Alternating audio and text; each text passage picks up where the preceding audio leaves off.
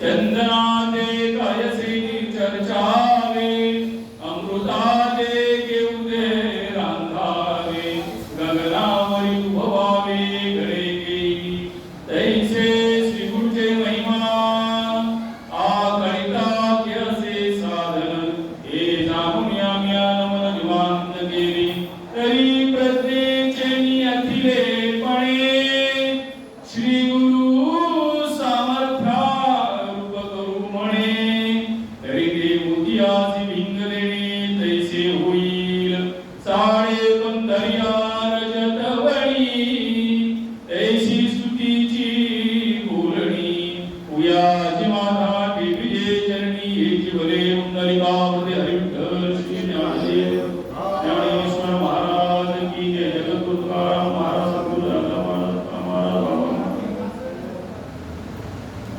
माऊली महावैष्णव संत श्रेष्ठ ज्ञानेश्वर भगवान आणि आज या श्रावण मासाच्या दुसऱ्या सोमवारी जी सेवा आपल्याकडून करून येत आहे सेवा करणं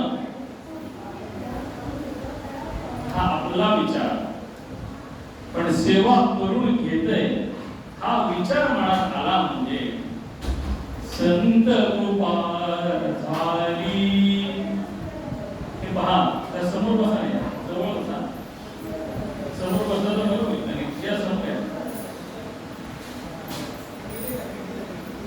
तुम्हाला सगळ्यांना पुढे बसण्याचा अधिकार दिलेला आहे माऊली तुम्ही पण पुढे काय आहे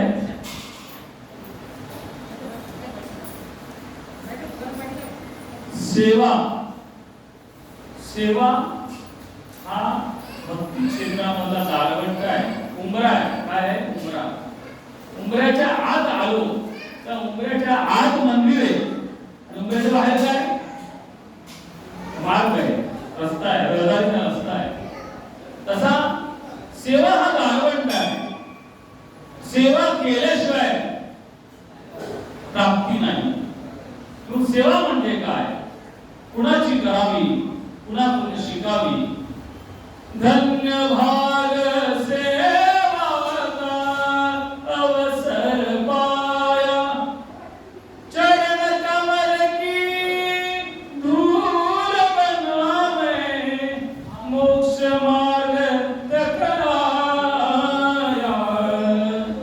धन्य भाग सेवावता अवसर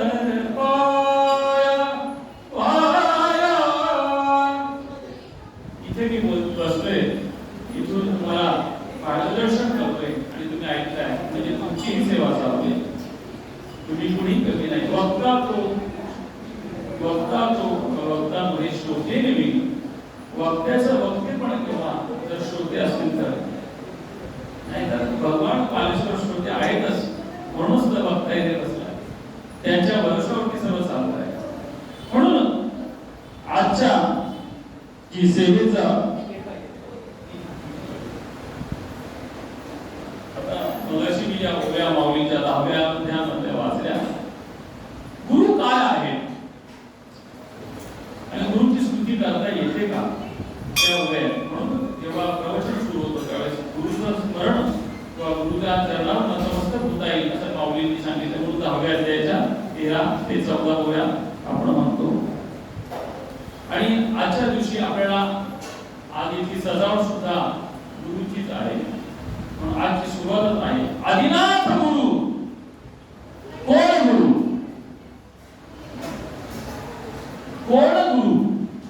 मागच्या वेळेस आपण सांगितलं की नामस्मरण करत असताना भक्ती करत असताना मंदिरात जात असताना आपण कुठेतरी काहीतरी चुकतंय म्हणून त्या अवस्थेपर्यंत पोहोचता येत नाही मग मार्गदर्शन कोणाकडून घ्यायला पाहिजे कुणाकडून घ्यायला पाहिजे रस्त्याने चालताना सुद्धा विचारतो पालेश्वर मंदिराकडे जायला रस्ता कुठला विचारला म्हणजे तो सांगणारा कोण झाला गुरु झाला ऐकणारा शिष्य झाला साधं साधं जीवन जगत असताना अगं साखर किती लागेल 4 माणसांचा रोज चहा बनवतो आपण घरात आणि जर 8 माणसं 9 माणसं आली तर किती साखर टाकावी हे सुद्धा सासूला विचारलं आई किती टाकू 2 वाट्या का अडीच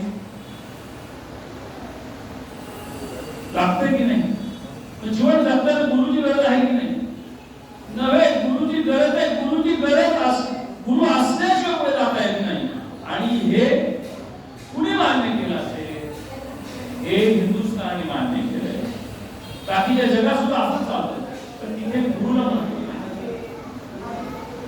ते डायरेक्ट देवाला आणि संतांना म्हणतात. तिथे देव ते संत, गुरुच देव. पण संतांची अवस्था जी असते ती कशी असते? म्हणजे संतांची अवस्था भगवान शिवासारखी असते. म्हणजे निर्विकार, कुणीही त्यांच्यामध्ये त्याला टच केला जात नाही, विचारला जात नाही. निवांत असतात ते, आपापल्या समाधीमध्ये असतात संत. पण त्याच्याच बरोबरीचे सद्गुरू हे आपल्याला त्या अवस्थेपर्यंत घेऊन पोहोचू शकतात.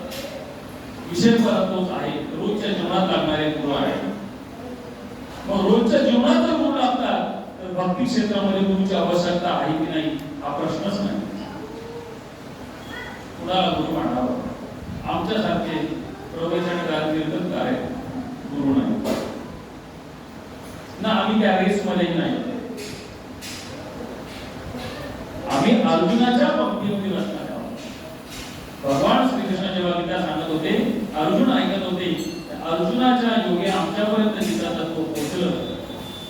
त्या पंक्तीत बसणारे आम्ही सर्व आहोत. म्हणून परंपरा सांगताना आदिनाथ गुरु सकळ सिद्धांता, गुरु परंपरा कुठून सुरू झाली, सेवा कुठून सुरू झाली, त्यांना माहिती असेल की नसेल माहित नाही. जेव्हा समुद्र मंथन झालं तेव्हा समुद्र मंथनातून जेवढी जेवढी रत्न निघाली ती सगळ्यांनाच माहिती आहे. पण एक असंही रत्न निघालं जे फक्त शिवालाच माहिती आहे. विष निघाले सगळ्यांना माहिती आहे. पण विष बसवण्याकरिता जे 2 अक्षर जी निघाली त्याला कुणी उलट म्हणा, कुणी सुलट म्हणा, भाव तोच येतो. रा पासून सुरुवात करा किंवा म पासून सुरुवात करा, भाव तिथे पोहोचतो. आपण मरके म पासून सुरू करू. राम राम राम राम राम राम श्री राम राम श्री राम राम श्री राम राम. विष घेतल्यानंतर भगवंताला सुद्धा ते जहाल विष असेना. आपण आपल्या काढचा बोलत नाही. म्हटले आता एवढं सगळं घेतलंय, हे शब्द मग तुम्हीच घ्या. कला सेवा सुरू झाली ना. सगळ्यांनी आपल्याला पाहिजे ते घेतलं समुद्र मंथनातून. नको ते किंवा जगाला ज्याचा त्रास होईल, त्या जगाला, या समाजाला ज्याचा त्रास होईल, तो त्रास होऊ नये म्हणून शिवानी सेवा पत्करली विष प्राशनाची. विचार केला नाही की ते पचेल का, पचणार नाही. भोळे शिव, भोळे, भरपूर भोळे. भोळे भक्तांकरता भोळे, बरं का भक्त, अभक्तांकरता भोळे नाही. म्हणून शिवाची 2 रूप बघतात लोक. जे आज बसले ना समाधीला, जे आपल्या समोर आहे ते समाधीस्थ आहे. श्रीराम राम. आणि रुद्रावतारांनी अख्खा जगभरात नाचतायत. आहेत ना, नाचतायत का नाही? भूकंप होतोय, कुठे सुनामी आहे, कुठे आग लागते. कारण काय? तर तेच नाचतायत. इथे वेगळे ते नाहीच.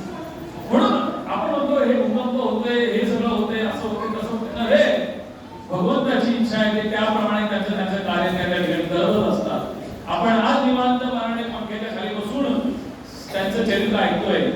पण काय सांगावं, काही आज असे असतील त्या झाडावर लटकून देवाला म्हणत असतील, देवा वाचवलं बरं का, आमचे एवढे गेले, ते असं नव्हतं व्हायला पाहिजे. देवत्व या विचारात आलेलं नाही. ते त्याचं कार्य करत असतो. पाऊस जेव्हा पडत असतो तेव्हा तो म्हणत नाही की मी दगडावर पडतोय, मी शेतामध्ये पडतोय, किंवा फलंदाजी पडतो. पहिल्याच्या काळात असं काही टॉयलेट नव्हते. गावाच्या बाजूला असले तरी ती धुवून निघायची पावसाळ्यामध्ये. पाऊस म्हणतो मी त्या पडतोय का नाही, तो त्याचं कार्य करत असतो. तसं पंचमहाभूत आपले कार्य करत असतात.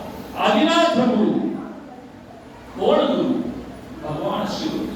का गुरु झाले? सेवा पत्करली. सेवा पत्करली. मला सांगा, जेव्हा राम नाम त्यांच्या कंठामध्ये स्थिर झालं, श्रीराम राम श्रीराम राम, कैलासाला सोडून मायबाप दुसरीकडे जाऊन नामस्मरण करू लागले. कारण इथे राजाधिराज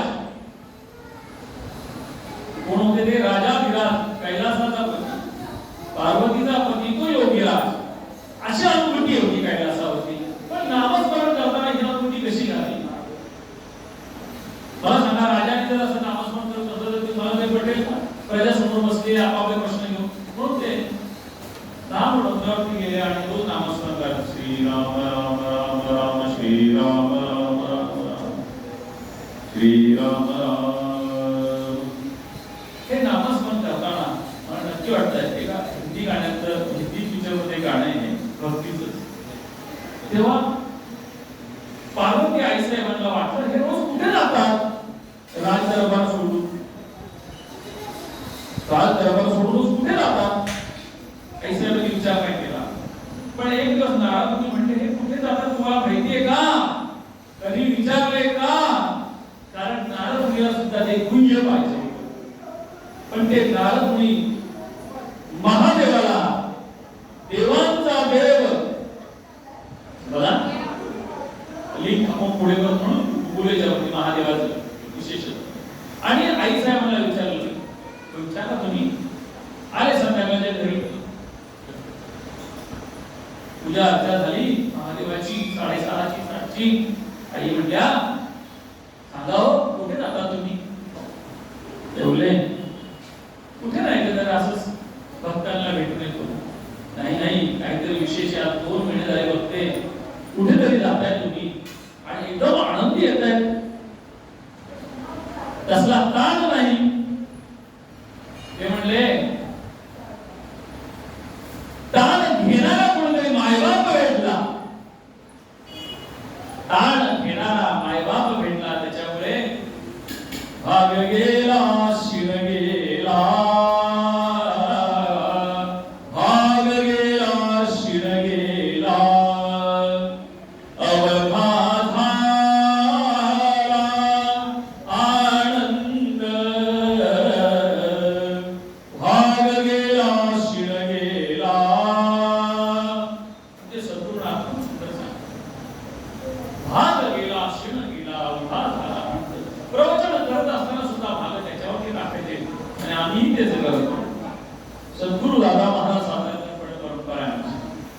त्या परंपरेमध्ये भक्त देवाची किती पूजा करतो, भक्ती करतो, त्याच्यापेक्षा देव भक्ताची किती आठवण करतो, त्याच्यावरती देव भक्तावरती किती विसंपूर्ण आहे हे सांगण्याचे कार्य सद्गुरू दादा महाराज सातारकर परंपरामध्ये प्रेमबोधाच्या रूपाने सांगितलं. प्रेमबोध म्हणजे काय? आता ज्ञानबोध सांगत असतो, पण देव भक्तावरती प्रेम करतो नाही का? प्रल्हादा कारणे कुणाकुणाला सांगता येईल? जगद्गुरूंच्या अभंग टळले, संत चोखोबांच्या घरी बाळंतपण केलं, महाराष्ट्राचे संत सांगू, रोहिदासांच्या काय, रोहिदासांच्या त्या आपल्या कामाच्या भांड्यामध्ये सुद्धा गंगा अवतरित झाली, म्हणून म्हटलं जातं मन चंगा तो कटोटी में गंगा. मग मला सांगा, देव भक्तावर प्रेम करतो, भक्त देवावर प्रेम करतो? तुम्ही देवावर प्रेम करता? सगळं म्हणतो हो करतो ना, करतो.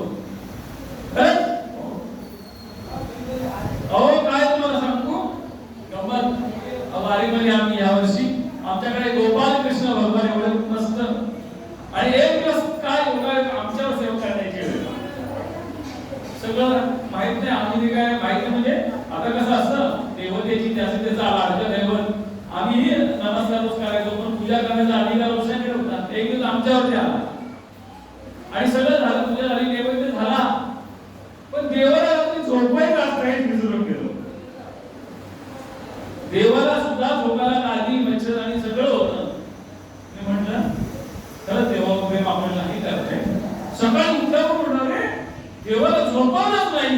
आणि बघतोय तर काय देव झोपलेले होते. कारण ज्यांच्याकडे सेवा होती त्यांनी ते रात्री येऊन त्यांनी झोपवलं होतं. म्हटलं माय बाबा वाचवलं बरं का, एवढी सेवा करून घेतली पण देवा तुला झोपवून येतं. म्हणून त्या दिवशी मला कळलं आपण देवावर प्रेम करतो.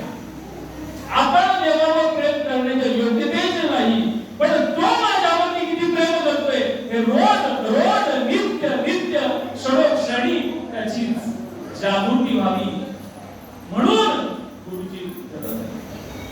गुरु काय करतात? आदिनाथ गुरु सगळं असतात. म्हणून आपली ही सेवा मध्ये काय सुरू होतं की भगवान शिव नामस्मरण करत होते. आई साहेबांनी त्यांना विचारलं, आई साहेबांनी विचारलं सांगा हो, सांगा ना कुठे जाता, काय करता, काय नामस्मरण करता, काय नामस्मरण करता?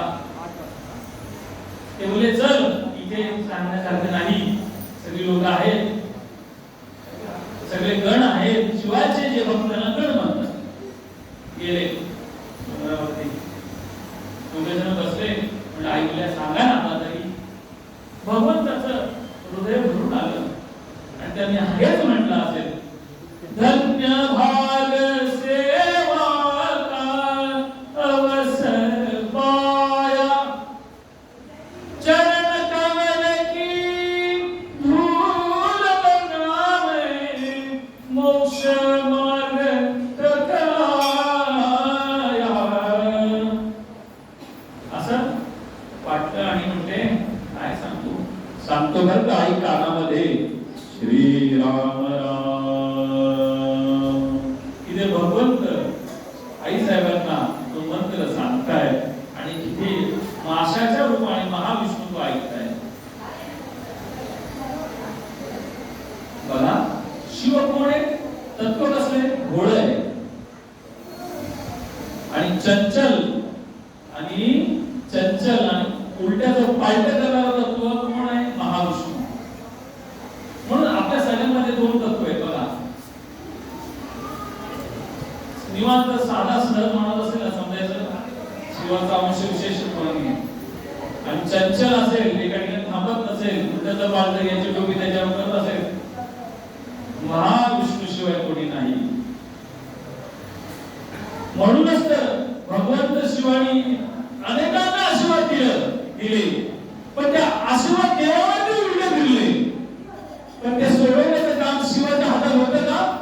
सगळ्यांना माहिती आहे कथा. जमदग्नीनी डोक्यावरती हात घेऊन बसवायचा घेऊन टाकला भगवान शिवानी, पण त्याच्यातून उत्तर म्हणजे बाहेर काढण्याचं काम महाविष्णूंनी केलं.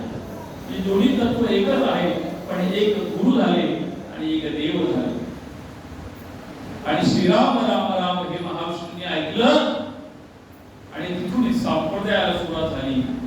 गुरु कोण? आदिनाथ गुरु सकळ सिद्धांचा मच्छिंद्र तयाचा मुख्य शिष्य.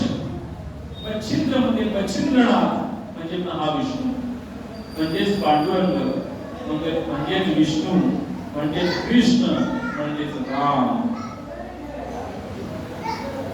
पहिले गुरु कोण?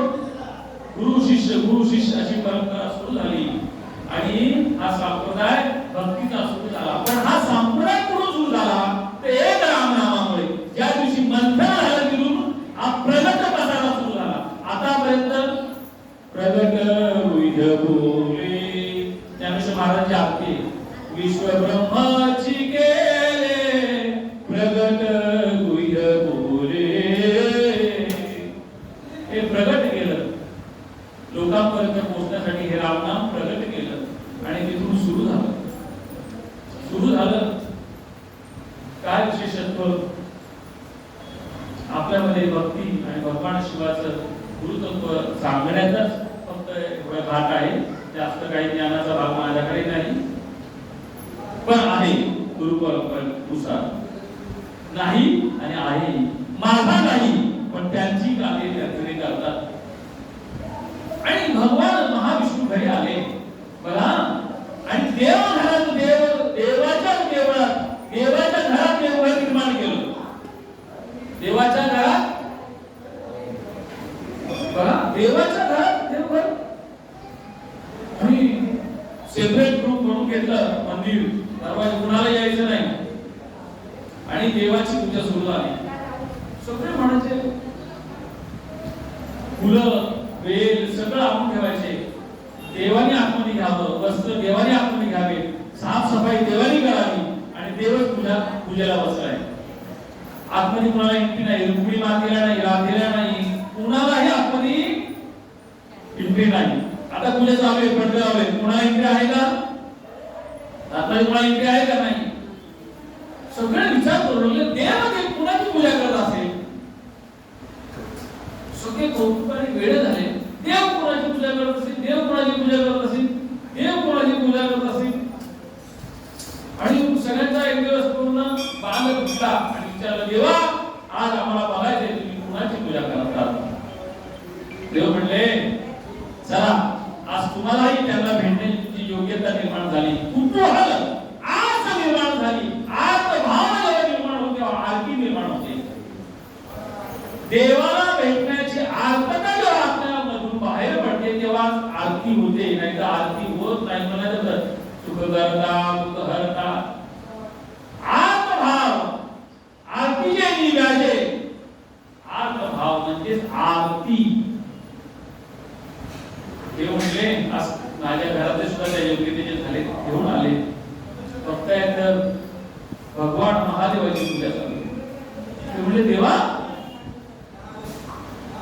इथे सांगतात, देखिला देखिला माय देवाचा देव मिटला संदेह निवारे तुझे पद. देखिला देखिला माय देवाचा देव. देवाचा राजा कोण? इंद्र, बरोबर. वायू देवता वेगळी, अग्नि देवता वेगळी, जल देवता वेगळी, पृथ्वी माता वेगळी. अनेक देव तत्व विभागून घेतले. पण देवांचाही देव महाविष्णू. बघा काही गमत ते सांगतो, देवांचा देव महाविष्णू. आणि महाविष्णू ज्याची पूजा करतात त्याचं नाव महादेव. हर हर हर हर. देवांचा देव महाविष्णू आणि देव ज्यांची पूजा करतात ते महादेव. त्या दिवसापासून भगवान शिवाला सगळे म्हणू लागले महादेव. त्या देवाचं नाव शंकर आहे. शंभो शंकर, नमामि शंकर, शंकर शंभो. मला पण मान वाढवलं. काय नाव आहे? आपण कुणाच्या देवळात चालले? महादेवाच्या. लोक कन्फ्युज होतात. महादेव मोठा का देवादिदेव मोठा? देवादिदेव मोठा, पण देवादिदेव सुद्धा ज्याचं स्मरण करतो, ज्याची पूजा करतो तो महादेव. मग सगळे गर्भगृहात आले. काही साहेब रुक्मिणी मातेने विचारलं, देवा कुणाची करता हो पूजा? कुणाची करता? ते बोलले, ज्यांनी माझं स्मरण करून माझा लौकिक ज्यांनी वाढवला अशा माझ्या सख्या भक्तांची पूजा करतोय. ते बोलले, देव देवाची पूजा करतोय म्हणजे भक्ताची पूजा करताय. कोण भक्त? शिवशंकर, नमामि शंकर. अच्छा, शंकर भगवंताची पूजा करतो. ते बोलले, ते आता शंकर नाही राहिले, ते महादेव झाले. आजपासून ते महादेव झाले. ते बोलले, आई म्हटल्या, खरंच कळलं नाही हो तुमच्या दोघांचं प्रेमाचं नातं. ते बोलले, कसं कळावं? एकमेकाला समर्पित असला पाहिजे. मित्र कसा असला माहिती? कालच म्हणतो फ्रेंडशिप डे होता काल परवा. सगळ्यांनी स्टेटस ठेवलं, सुदामासारखा असावा, कृष्णासारखा असावा. चांगलंय, मला काही एवढं कळत नाही. पण मला वाटलं पुढच्यापासून असं म्हणावं, महादेव आणि देवादिदेवासारखा मित्र असावा. कोणासारखा असावा? देवादिदेव महाविष्णू, कृष्ण आणि देव ज्याची पूजा करतात तो भगवान शिवशंकर महादेव, या दोघांमध्ये जो सख्य भाव आहे, असख्य भाव आहे, अशी मैत्री असावी. त्यांनी त्यांना मोठं म्हणावं, त्यांनी यांना मोठं म्हणावं. पांडुरंगाचं विठ्ठलाचं स्मरण कुणी दर्शन घेतलंय काय? सगळं दर्शन कुणी घेतलंय? पांडुरंगाचं पंढरपूर जाऊन घेतलंय, बरोबर? नाही घेतलंय त्याच्यासाठी सांगतो. कशाचं दर्शन घेतलं तुम्ही? चरणाचं दर्शन घेतलं. बाकी ठिकाणी कोणत्या देवाला हात लावता येत नाही, पण इथे चरणाला अलिंगनी सुख वाटे. पण आम्ही जे वारकरी आहोत ना, ते आम्ही पहिलं काय करतो माहितीये का? चरणाचं दर्शन नाही घेतलं का, मी मुखाचं दर्शन घेतो. कारण त्यांच्या मुखाच्या वरती भगवान शिव बसलेले, शंभो शिवशंकर नमामि शंकर. ते जे टोक घालतात ना वरती, आता तुम्ही म्हणा ह्या देवाला काही एवढा टोक घालण्याकरता बनवला असेल, ते टोक नाही, ते शिवलिंग आहे आपलं. आणि त्या शिवलिंगावरती तो म्हणजे पहिली पूजा देवाची शिवाची होते, ज्याने खालच्याचं स्मरण केलं. याने वरती कोण आहे? शिव. ते काय कोणाचं स्मरण करतात? खालच्याचं. खाली कोण आहे? भगवान विष्णू विठ्ठल, आणि त्याच्याबरोबर ते शिव, हे यांचं स्मरण करतायत, हे यांचं स्मरण करतात. म्हणून यांनी त्याला डोक्यावर घेतले. बघा शब्द कसे आहेत मराठी, हे वरचे यांचं स्मरण करतायत, म्हणून यांनी यांना डोक्यावर घेतले. देवाधिदेव आणि महादेव, या दोन शब्दांची रचना तुम्हाला कळली असेल. आज शब्दांची गडबड नाहीये, आज शब्दांचा पोकळपणा नाहीये, म्हणून बोलायचे म्हणून तोंडात शब्द नाही. ही अवस्था आहे, ही देवाची अवस्था आहे. ते गुरु झाले, गुरु म्हणून सगळ्यांना जवळ करू लागले आणि म्हणू लागले काय करा? राम कृष्ण हरी जय जय राम कृष्ण हरी, राम कृष्ण हरी जय जय राम कृष्ण हरी, राम कृष्ण हरी जय जय राम कृष्ण हरी, राम कृष्ण हरी जय जय राम कृष्ण हरी, जय जय राम कृष्ण हरी जय जय राम कृष्ण हरी, राम कृष्ण हरी जय जय राम कृष्ण हरी, जय राम कृष्ण हरी जय जय राम कृष्ण हरी, राम कृष्ण हरी जय जय राम कृष्ण हरी, जय राम कृष्ण हरी जय जय राम कृष्ण हरी, राम कृष्ण हरी जय जय राम कृष्ण. हा मंत्र भगवान शिवाने सांगितला. म्हणून परत 5 मिनिटं 5 ते 10 मिनिटं आपण जेव्हा गुरु नंतर आपल्याला भजन करायचं. गुरुची काय गरज आहे? गुरुची काय गरज आहे? काय करतात गुरु? आई वडील गुरु असतात. आई वडील मुख्य गुरु आहे. मुलाचं लालन पालन कसं होईल, त्याचा संसार सुखाचा कसा होईल, इथपर्यंत त्यांचं लक्ष ते आई वडील. पण या शरीरात आलेला जो आत्मा आहे, जो सोल आहे, तो त्या तत्वापर्यंत पोहोचवण्याचं त्यांचं काम आहे. ते सत वस्तूची प्रचिती करून देतात ते सद्गुरु. गुरु अनेक पण सद्गुरु एक.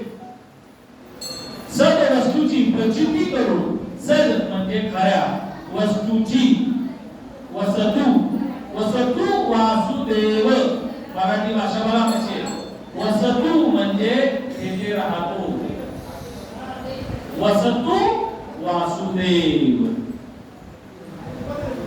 त्याची प्रचिती करून देतात ते सद्गुरु.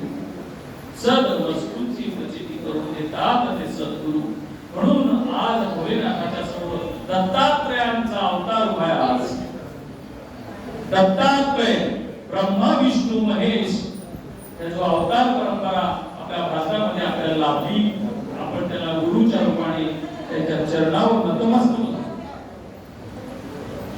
24 गुरु देवानी केले. किती गुरु केले? 24 गुरु केले. एक सांगतो, मधमाशी मधमाशी सगळ्यांनी बघितलीच आहे. कोकणात चावली असेल, ती मधमाशी काय करते, राणी माशीने जर का एखाद्या ठिकाणी मधाचा शोध लावला, त्या मधमाशा जाऊन त्या फुलांमधून हळूहळू ते परागकण त्यांचा अर्क काढून काढून आणून आपल्या त्या जाळ्यामध्ये ठेवतात. त्या मधमाशीला माहिती असतं की हे माझं मध मला उद्योगच पडणार नाही, उन्हाने गळून तर जातं, नाहीतर आपल्यासारखे कापून तरी खाते. त्यांचं जीवन रक्षण होण्याकरता त्यांनी त्यांच्याकरता साठवलेला तो मध आहे, पण त्याचं भक्षण आपल्यासारखे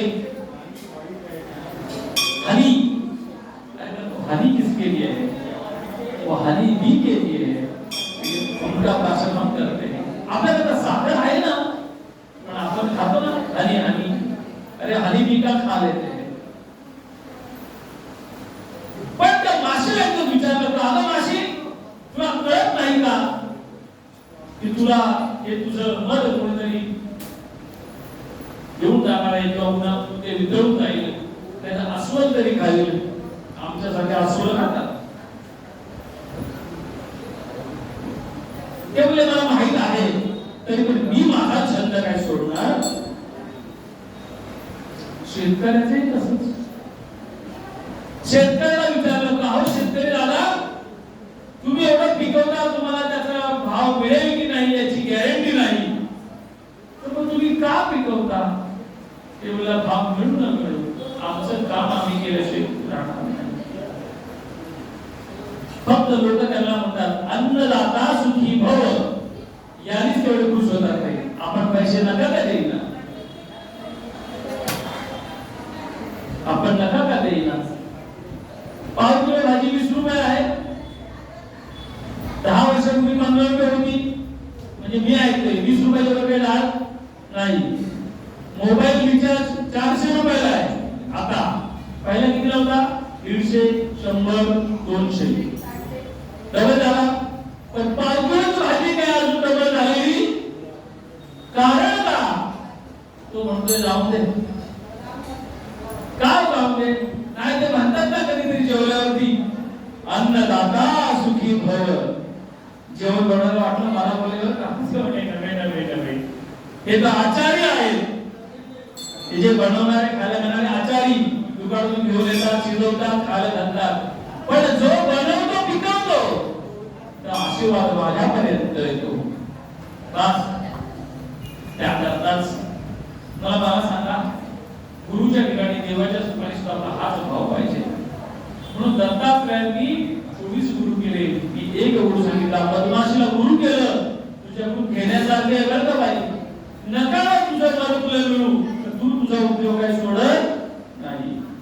म्हणून आमच्यासारखी वारकरी संप्रदायामध्ये नका ना तुम्ही मंदिरामध्ये जमा, आम्ही आपलं प्रवचन म्हणे करण्याचं काय सोडणार नाही. आता यावेळेस गर्दी वाढली, मागच्या वर्षीच्या कार्यक्रमामध्ये बरीच कमी माणसं यायची, नमस्कार निघून जायची. आम्हाला वाटायचं काय, जाऊ द्या, त्यांची अवस्था प्राप्त व्हायला पण त्याला वेळ लागेल. पण यावर्षी समाज वाढला, बरं वाटतं. गुरु परंपरा त्याच्या पुढे आपण सांगू, पुढे वेळ झालेला आहे. आणि ह्या वर्षी ठरलं होतं फक्त नामस्मरण करायचं, पण लोकांना म्हणण्यापेक्षा आपल्या मनाची अवस्था एवढी अजून हे नाही की आपण कमीत कमी एका ठिकाणी बसून 20 मिनिटं नामस्मरण करू. अवस्था कुठल्याही गोष्टीला काय करायला लागतं, थोडस म्हणतात ना, घर्षण व्हावं लागतं, सवय व्हावी लागते, त्याशिवाय ते होत नाही. म्हणून आताचं जे प्रवचन आहे, आपण आता इथे आज काय तुम्हाला मी सांगितलं, सविस्तर परत शाळेच्या शिक्षकांना सांगतोय. काय सांगतोय, आज आपण कोणाच्या दरबारात आहोत, महादेवाचा. महादेव का महादेव झाले, तुम्हाला मी शिप्राशन केलं, नामस्मरण समर्पित झाले समाजाला, जगाला. कोण जगाला समर्पित होणारा आणि जगाला त्या दहामतीपासून किंवा त्या दुःखापासून वाचवणारा जर कुठली देवाची आवृत्ती असेल तर ती भगवान शंकराची आहे. देव किती थांबले नाही, नामस्मरण करत गेले आणि त्यांनी म्हणून देवादिदेव भगवान महाविष्णू आणि महादेव यांच्या आज चरणावरील सेवा सद्गुरु स्वामी आज अजूनही सांगायचं आहे, आज स्वामी समर्थ यांची आज सेवा झाली आहे. भिवू नकोस मी तुझ्या पाठीशी आहे. माणसाला नेहमी भीती असते, माझं काय होईल, माझं काय होईल, त्याचं काय होईल, त्याचं काय होईल, याचं काय होईल, याचं काय होईल. शेजारी असाच एक मोठा विचार होतो, माझं काय होईल, त्याचं काय होईल, त्याचं काय होईल. तू गेला ना वैकुंठवासीला 10 दिवसापूर्वी त्याची मुलं त्याचं काम करताय, त्याच्या मागे कोणी गेलं नाही, त्याचे पैसे काय थोडे कमी लागले असतील, पण पुढे झालं सगळं. म्हणजे एक जण गेल्यावरती कुणाचं काही राहत नाही. पण तरी सुद्धा आपली भीती काही मागे सरत नाही. पण आपल्याला नेहमी वाटत असतो कुणीतरी आधार पाहिजे. ज्याला मुली तर मुली आधार, ज्याला मुलगा नाही तर मुलगा असा आधार. आता ज्यांना मुलगा आहे त्याला माहिती आधार आहे की खालची खुर्ची काढून घेते. मुलगा किंवा मुलगी हे दोन्ही आधारच आहे. फक्त हे मुला मुलींना कळलं पाहिजे. आई वडील जेव्हा त्या अवस्थेला पोहोचतात, वयस्कर होतात, शरीर कमी चालतं, केस पिकू लागतात, तेव्हा त्यांना ते बघत असतात कुठेतरी मुलाकडे आधार. माझे मुलं माझ्यासाठी आधार. फक्त मुलांना कळलं पाहिजे की आम्ही कुणाचा तरी आधार आहोत. एवढी योग्यता आम्हाला माझ्या आई वडिलांनी दिली. त्याचं मूळ झाल्यावरती स्त्री आई होते, मूळ झाल्याशिवाय होऊ शकत नाही. तसं एखाद्या आई वडिलांचा आधार व्हावं हे भाग्य मुलांना तुम्हा आम्हाला सगळ्यांना प्राप्त होतं, त्याची जाणीव असावी. म्हणून स्वामींच्या चरणावर दर्शन करताना हा विचार करा. स्वामी सांगतायत भिवू नको मी तुझ्या पाठीशी आहे. आज म्हणते भिवू नको मी तुझ्या पाठीशी आहे. स्वामी समर्थ स्वामी पाठीशी आहे. जर स्वामी पाठीशी असेल तर आपण आपल्या आई वडिलांचा हात आपण घ्यायला, आधार द्यायला काय अवघड आहे. ज्यांच्या कृपेने त्याच्या घरात राहून त्यांच्यावरती दादागिरी करतो, ही आपली माणसाची अवस्था नाही. जनावर ज्याला आवडता येत नाही असं जनावर, आपण जनावर आहे का माणूस आहोत. ज्ञानेश्वरीच्या 10व्या अध्यायामध्ये आज विभूती योगी वाचत होतो. केवळ त्याने माझ्या भरपूर विभूती आहेत, त्याच्यात 12 विभूती सांगितल्या. त्यातलं मन हे देवाची विभूती आहे. म्हणजे मन बरोबर नाही, मन बरोबर नाही, मन असं करतं, मन तसं करतं, मन तसं करतं. ए देवा जागावर बस. कुणाला बोलते कळलं ते मन सुद्धा कळते. बाबा एवढं चंचल होऊ नको, होऊ नको, थोडं तरी स्थिर हो. आज भगवान शिवाच्या इथे प्रवचनामध्ये बसलोय, आता नको तरी जरा उशीर होतोय. महाराज किती वाढवतात, नको ते बस. आज महादेवाच्या प्रांगणामध्ये बसलोय. आणि दुसरी विभूती जो मनुष्य देह आहे ना, ती विभूती देवाची.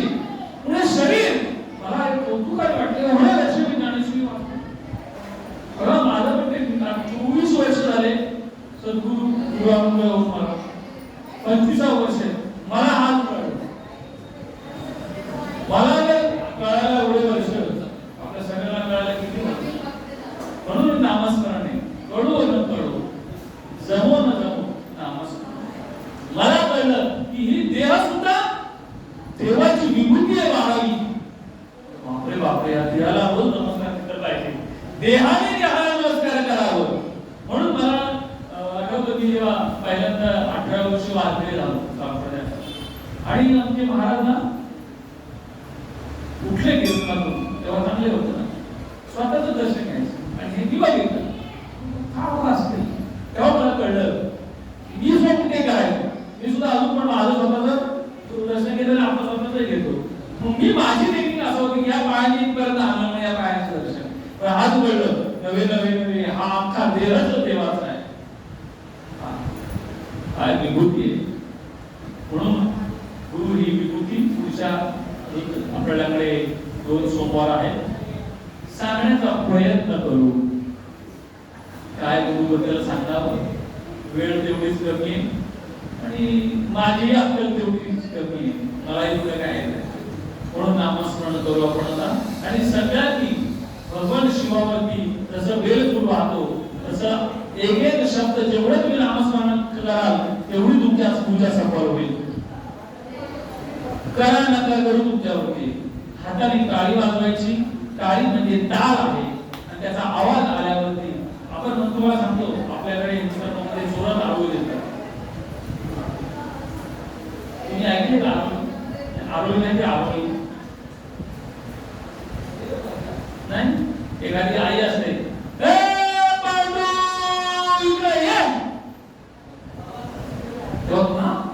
आईने आरोळी दिली होती का? ते म्हणले पहिला पांडुरंग पांडुरंग अरे पांडुरंग इकडे पांडुरंग. म्हणून का असं की पूर्ण कंठाचा जीव पूर्ण कंठात आणून आरोळी येते. म्हणून आपल्याकडे जेव्हा भजन होतं ना जेव्हा जोरात, तेव्हा जोरात इतकं जोरात असतं ना, तो डीजे असतो डीजे, त्या डीजे मध्ये कामाले तो इतकं जोरात वाजवतात ना त्याला दुसरं काही कळतच नाही, इतकं धुंदीत असतात. ही कल्पना आपलीच आहे. तिथे त्रास होतो पण नामच पडून हळूहळू जोरात वाढतं आणि मग आपण त्या भजनात इतकं दंग होतो मग आपल्या काळाचा विसर म्हणजे देवाची. म्हणून भजन करताना सुद्धा अशी अवस्था व्हावी तुमची आमची. भजन करूया. कुंडलिकाव विठ्ठल विठ्ठल विठ्ठल विठ्ठल विठ्ठल कुंडलिकाव विठ्ठल श्री ज्ञानदेव ज्ञानेश्वर महाराज श्री सद्गुरु दादा महाराज महाराज बाबा महाराज की जय.